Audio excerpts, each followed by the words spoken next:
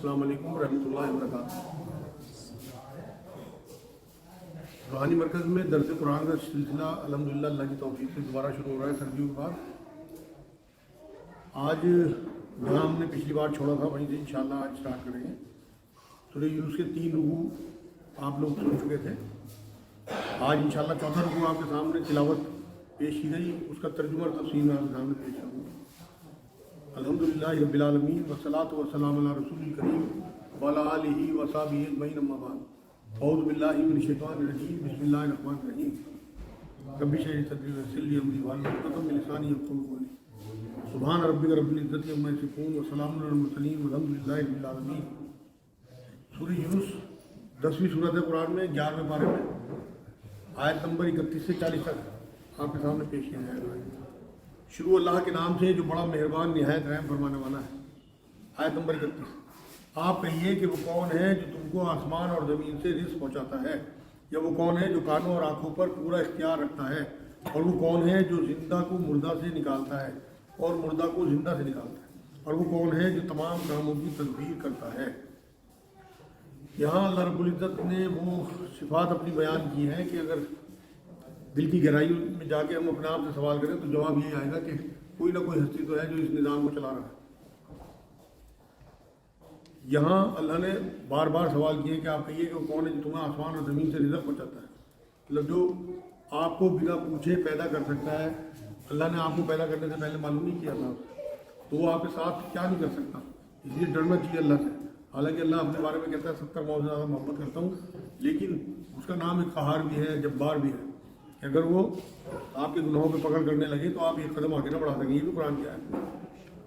آگے کہا وہ کون ہے جو تمہارے کانوں اور آنکھوں پر پورا اختیار رکھتا ہے، مطلب جو کان اور آنکھ کا مالک ہے، بنانے والا، جس نے آنکھ دی وہ یہ ضرور پوچھے گا کہ ان آنکھوں سے تم کیا دیکھ کے آئے دنیا میں۔ جس نے کان دیے وہ ضرور پوچھے گا تم نے کیا سنا۔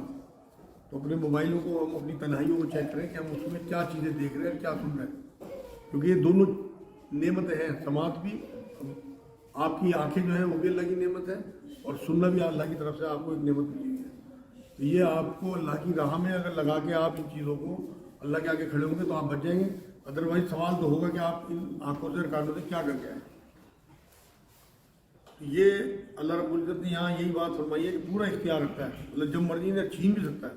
اور وہ کون ہے جو زندہ کو مردہ سے نکالتا ہے اور مردہ کو زندہ سے نکالتا ہے، اور وہ کون ہے جو تمام کاموں کی تدبیر کرتا ہے۔ اب یہاں جو اللہ نے سوال کیا ہے کہ زندہ کو مردہ سے نکالنا، مردہ کو زندہ سے نکالنا، اللہ تو حق ہے، اس کے علاوہ سب گمراہی ہے۔ ہم یہ دیکھیں کہ امام حنبل رحمۃ اللہ علیہ سے جب یہ سوال کیا گیا تو انہوں نے ایک مثال پیش کی اور یہ کہا کہ اگر کوئی ایسا بند مکان ہو جس میں ہوا بھی لگا سکتی ہو اور اس میں سے ایک دم کوئی جاندار برآمد ہو تو تم سوچو گے کہ اسے وہاں رزق کون دیتا ہے۔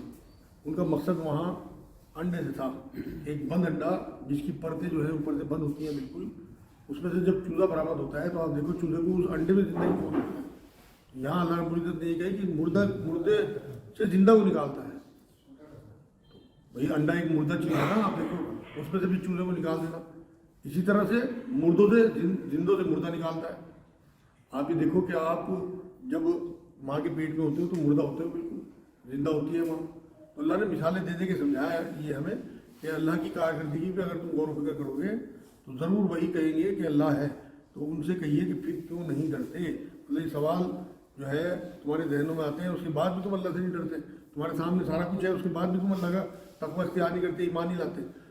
آیت نمبر 32 یہ ہے اللہ تعالیٰ جو تمہارا رب حقیقی ہے، مطلب رب کہتے ہیں پالنے والے کو، تمہیں رزق دینے والا، تمہیں ہوا دینے والا، تمہیں زندگی دینے والا، تمہاری سانسیں چلانے والا، تمہیں اولاد دینے والا، تمہارے لیے راستے ہموار کرنے والا۔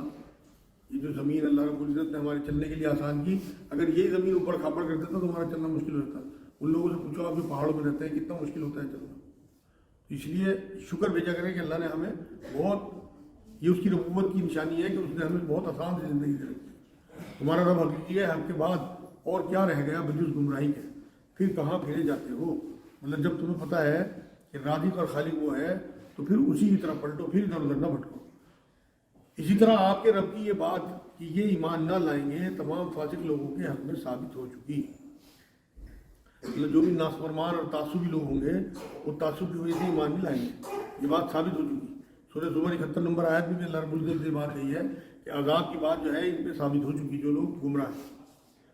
आप यूँ कहिए कि क्या तुम्हारे शुरका में कोई ऐसा है जो पहली बार भी पैदा करे? मतलब जो तुमने जिन्हें शरीक बना रखा अल्लाह का, उनमें कोई है जो तख्लीक करे और किसी चीज़ को पैदा करके दिखा दे पहली बार और फिर दोबारा भी पैदा करे? अल्लाह रब्बुल इज़्ज़त ने तो हमें पहले पैदा किया, अब आखिरत में फिर दोबारा हमें खड़ा करेगा। वो यही जिस्म दे के हमारे सारे सादा इकट्ठे हो जाएंगे मिट्टी में से निकल के। कुरान से साबित है बात कि टिड्डी दलों की तरह कब्रों से लोग निकलेंगे।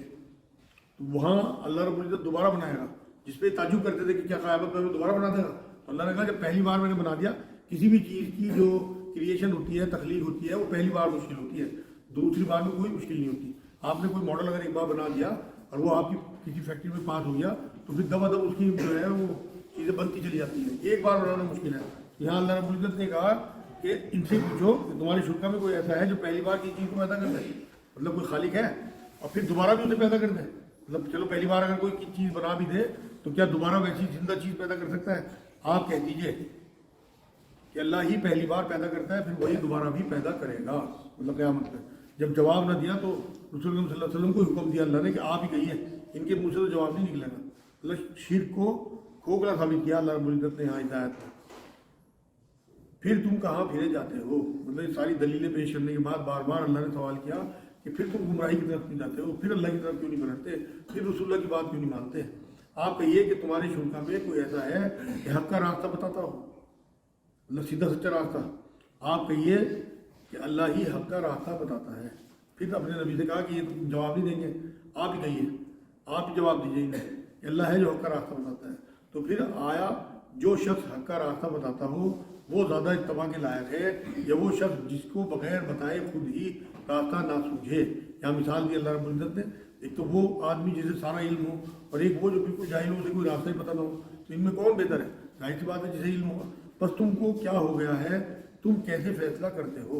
मतलब मुशरिकीन को सोचने की दावत दी जा रही बार बार इन आयतों में कि हक बताने वाले की बात नहीं मानते, जो कोई कुछ नहीं कर सकता उसकी बात मानते हो, मतलब बुतों को पूछते हो जो कोई काम नहीं कर सकते।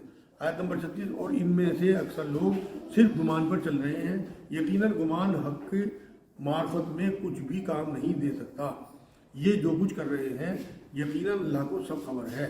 मतलब यहाँ अल्लाह ने कहा कि गुमान जो है ये अटकल पच्चू है, मतलब अक्ल या गुमान जो है ना उसे तरजीह नहीं देनी, बल्कि ये तुक्के लगाते हैं अपनी तरफ से। जो अकल चलाते हैं लोग दीन के मामले में, उन्हें कहा कि तुक्के लगाते हैं, इन्हें मालूमात कुछ नहीं है।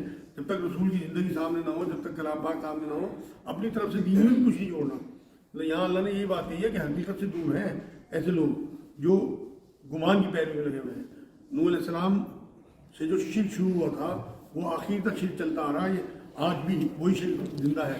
नूह अलैहिस्सलाम की कौन से शिर्क शुरू हुआ था, तो ये सब अकल चलाने की बात है कि अपनी अकल दीन में चलानी। यहाँ अल्लाह ने इसे अटकल पच्चू कहा कि अपनी अकलें नहीं चलानी तुमने जब तक तुम्हारे पास कोई दलील ना हो, और दलील सबसे बड़ी कुरान और हदीस है।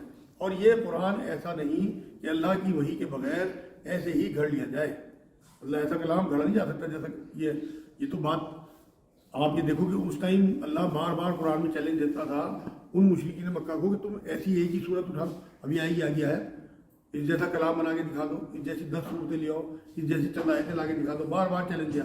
लेकिन क्योंकि उस टाइम के जो काफिर या मुशरिक थे वो भी सच्चे थे, तो एक बार भी उन्होंने कोई कलाम इस तरह का ला के पेश किया। उन्हें पता था कि हम बना ही नहीं सकते ऐसा कलाम। तो अल्लाह ने ये बात कही कि ये कुरान ऐसा नहीं है कि अल्लाह की वही के बगैर अपने आप से घड़ लिया जाए, मतलब कोई घड़ नहीं सकता, बल्कि अल्लाह का कलाम है। बल्कि ये तो इन किताबों की तस्दीक करने वाला है जो इससे कब्ल नाजिल हो चुकी हैं, मतलब जो आसमानी किताबें तौरात इंजील वगैरह पहले आ चुकी उनकी तस्दीक करने वाला कलाम है।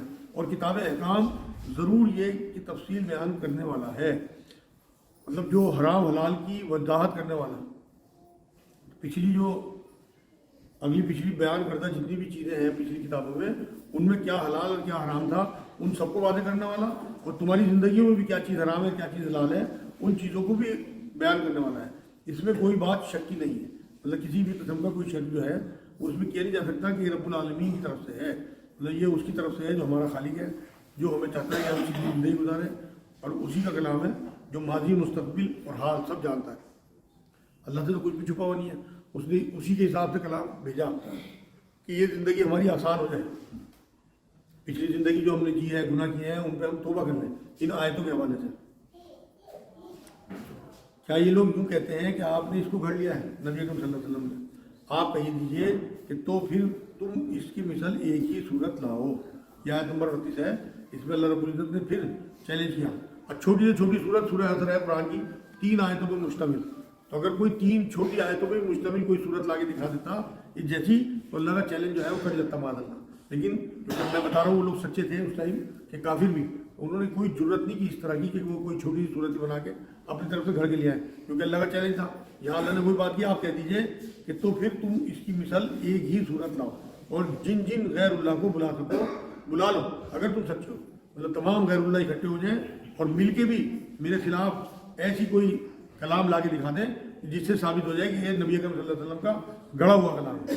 बल्कि ऐसी चीज़ की तकजीब करने लगे जिसको अपने अहाता इल्मी में नहीं लाए, मतलब बिना सोचे समझे कुरान की, बिना गौर फिक्र करे, हकीकत जाने बिना इसकी तकजीब कर रहे थे, झुटला रहे। नबी अकरम सल्लल्लाहु अलैहि वसल्लम ने एक बार ये बात फरमाई कि खैर की 5 कुंजी है जिन्हें अल्लाह के सिवा कोई नहीं जानता। तो आने वाले कल में क्या होना है और कौन कहाँ मरेगा और कहाँ बारिश होगी और क़यामत कब आएगी, ये सब कुरान वाज़ेह करता है। तो अगर कुरान में गौर व फिक्र करेंगे तो ये कह नहीं सकते कि गढ़ा हुआ कलाम है, बल्कि ऐसी चीज़ की तकजीब करने लगे जिसको अपने अहाता इल्म में लाए नहीं और इन्हें सच्चाई का पूरी सच्चाई नहीं खुली इन पर और आखिरी नतीजा इन्हें नहीं मिला। मतलब इस कलाम का उन पर पूरी सच्चाई नहीं खुली। सूरह हूद में अल्लाह रब्बुल इज़्ज़त ने इसी तरह से, जैसे इससे पिछली आयत में कहा कि इस जैसी कोई सूरत ला के दिखा दो छोटी छोटी, सूरह हूद में 10 सूरतें लाने का चैलेंज दिया। और सूरह बकरा में इससे मिलती जुलती कोई सूरतें लाके आयतें ला के दिखा दो, इसका चैलेंज दिया। और सूरह इब्राहिम है उसकी 88 नंबर आयत में कहा कि ऐसा कलाम ला के दिखा दो। मतलब पूरा कुरान ही अल्लाह ने चैलेंज किया कि ऐसा तुम कलाम बना के ला के दिखा दो। जो लोग इनसे पहले हुए हैं इसी तरह उन्होंने भी झुटलाया था। मतलब अगर तुमने नबी अकरम सल्लल्लाहु अलैहि वसल्लम जैसे पैगम्बर को रद्द किया तो ये पहले भी हो चुका कि पहले पैगम्बरों को भी रद्द कर चुकी उनकी कौमें। यहाँ अल्लाह ने कहा इससे पहले भी झुटलाया जा चुका। सो देख लीजिए इन जालिमों का अंजाम कैसा होगा। मतलब जैसे माजी के मुजरिमों का अंजाम हुआ उसी तरह इनका अंजाम भी होगा। ये तब भी की जा रही है कि अगर तुमने झुटलाया सच्चे नबी को तो तुम्हारा अंजाम भी वैसे ही होगा जैसे पिछली कौमों को होगा। आज की आखिरी आयत और उनमें से बाज़ ऐसे हैं जो इस पर ईमान ले आएंगे और बाज़ ऐसे हैं कि इस पर ईमान ना लाएंगे। मतलब कुरान पे आपका रब मुफ्सिदों को खूब जानता है। मतलब कुछ लोग तो इससे फ़ायदा उठा लेंगे, इस रहमत का जो दरवाज़ा है खुला हुआ है। कोई पुराने से पुराना मुशरिक भी अगर ईमान लाना चाहे तो उसके बड़े से बड़े गुनाह भी अल्लाह माफ़ कर देता है। सूरह फुरकान की आयत है। बल्कि यहाँ तक कहा अल्लाह ने हो सकता है मैं उसके गुनाहों को नहीं कर सकता। कितना रहमान रहीम है अल्लाह। यहाँ अल्लाह ने यही बात कही है कि कोई ईमान लाना चाहे तो वो ले आए, उसका फ़ायदा उठा ले, अल्लाह के रहमत के दरवाजे खुले हुए हैं। और अगर कोई नहीं लाना चाहता तो उसकी मर्जी है। आपका रब मुफ्सिदों को खूब जानता है। मतलब इंसाफ वाला अल्लाह है तो वो जानता है कौन हिदायत चाहता है कौन नहीं चाहता है। तो जो हिदायत चाहता है अल्लाह उसे उसी रास्ते पे आगे बढ़ा देता है और जो गुमराही चाहता है उसके साथ वैसे ही रवैया किया जाता है कि उसे भी बरकत दी जाती है और वो गुमराही के रास्ते पे वो बढ़ जाता है। अल्लाह हक कबूल ना करने वाले रास्ते पे, फसादी जो है वो कबूल नहीं करने। तो अल्लाह ने कहा मुफ्सिदों को खूब जानता हूँ। ऐसे फसादी लोग हैं जो कबूल नहीं करेंगे, ना खुद कबूल करेंगे और ऐसे लोग जो है रुकावटें डालते हैं। आज आप देख लो उनका हाल क्या है, तो कबूल करना दूर की बात, रुकावटें डाली जाती है। तो मुफ्सिदों को अल्लाह सब जानता है, ढील देता रहता है, चाहता है कि अच्छा है पलट जाए, लेकिन जब नहीं पलटते तो फिर एकदम ही उनको उल्टा टांग देता है। कुरान की आयत है कि शुरू में तो अल्लाह रब्बुल इज़्ज़त ढील देता रहता है, मगर उसके बाद फिर जब एक हद गुजर जाती है उसके बाद फिर अपना उनकी रस्सी जो है वो खींच लेता है। या अल्हम्दुलिल्लाह, चौथा रुकू सूरह यूनुस का पूरा।